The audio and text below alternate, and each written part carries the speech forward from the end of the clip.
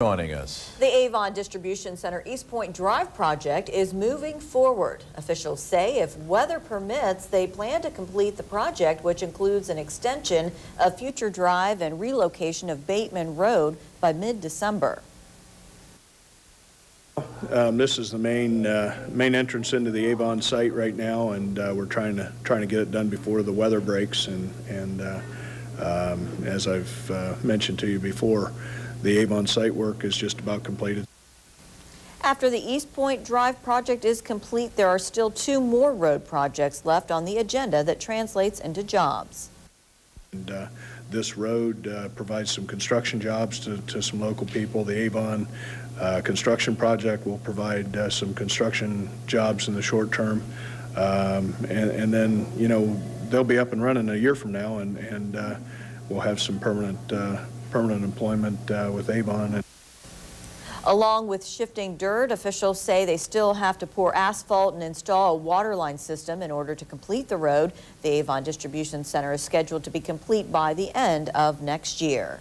The State Highway Patrol concludes that the hours when Ohioans are likely to be driving to or from work are among the most dangerous on the state's roads. In a new study, the patrol says 1 out of every 5 deadly crashes occurs during the commuting hours of 6 to 9 a.m. and 3 to 6 p.m. The report says there have been 730 fatal rush hour accidents since the start of 2005. Troopers also say that people are more likely to die in crashes involving commercial trucks during the morning and evening commutes than at any other time of the day. Racial tension remains high at Denison University in Granville, a day after a marathon campus forum on race relations and discrimination. Today, scores of people gathered for a protest after a black student revealed that he found a flyer with a swastika under his door yesterday morning before the assembly. Typed below the Nazi symbol were the words, "Stop causing trouble." Denison Student Affairs Vice President Sam Thios says if the university finds out who's responsible, they'll be prosecuted. Students wouldn't allow administrators to cut off yesterday's forum, which went from late morning to early evening. It followed outrage over a poster showing a noose that advertised a campus concert. In other news tonight, Veterans Day isn't until Sunday, but one group of people is honoring our country's troops a little bit early. The White Cottage Post Office held a Veterans Day ceremony today to honor local troops and veterans. The post office decided to have it early to avoid interfering with the numerous ceremonies around the county on Veterans Day.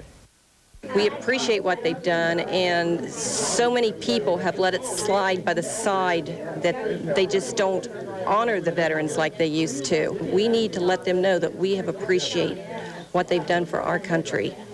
Jim Geyer, a veteran and the director of the Pioneer and Historical Society in Muskingum County, was the guest speaker for today's ceremony. For him, Veterans Day is a time of mixed emotions. I think of my friends who were killed in Vietnam, people that I went to school with. I think of a former student of mine, Jake Heine. Jake is going to be here for a couple days on his way to Iraq. He's a captain in the Army. Very proud of Jake, proud of all of our veterans. The Society currently has a military exhibit at the Dr. Increase Matthews House and Museum on Woodlawn Avenue to honor local soldiers.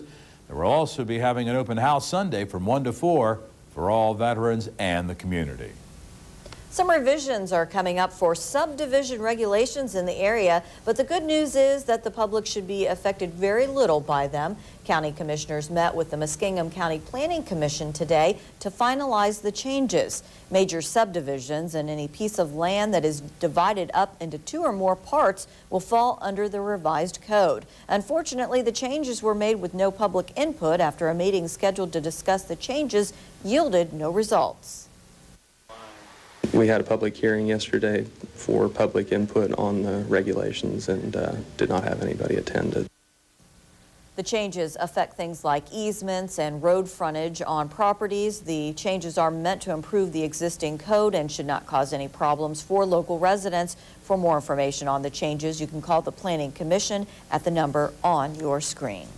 A new poll shows Senator Hillary Clinton is the presidential candidate most favored by registered Democrats in Ohio. Republicans prefer former New York Mayor Rudy Giuliani. The University of Cincinnati poll gives Clinton a favorability rating of 50% among members of her party. She's followed by former Vice President Al Gore, who has repeatedly said he has no plans to run for president. Then come Democrats John Edwards, Barack Obama, and Dennis Kucinich. Giuliani's favorability rating among Ohio registered Republicans is said to be 55%. He's followed in the poll by John McCain, Fred Thompson, Mitt Romney, and then Newt Gingrich.